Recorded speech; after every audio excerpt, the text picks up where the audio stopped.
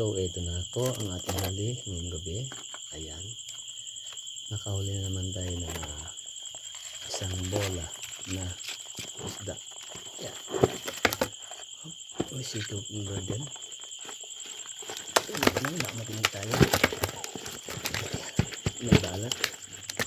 Ayan.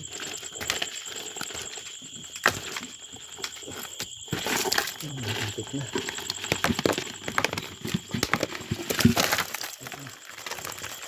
Ano? Dami ko nahuli.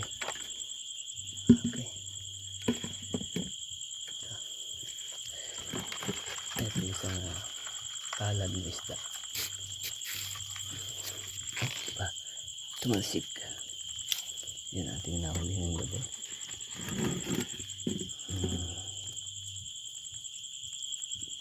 Sari-sari.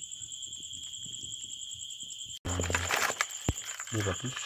Buba fish yan. Buba fish. Ayan. Dito siya. Dito. Tapos, ito yung natawag ng isdang palad. Yan. Isdang palad to. Isdang palad yan. Dito yan. Buslit.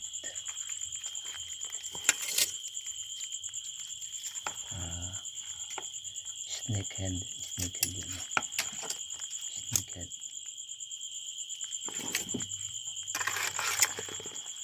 Isdang malaki na buslit din. Malaki. Ayan. Palad ulit. Palad.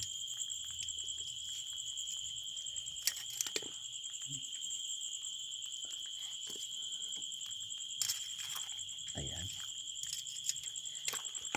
Malit na danggit.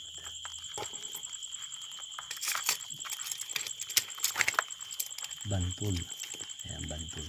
Delikado pag natapakan mga kalam. Seeds. Seeds din yan. Seeds. Dito. Seeds. Seeds pa rin. Sap-sap. Ito yung sap-sap. Sap-sap ito mga kalam. Dito yan.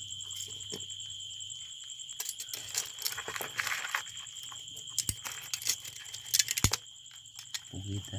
Pugitang maliit. Pugitang maliit yun. Pugitang maliit. Sea cucumber. Sea cucumber.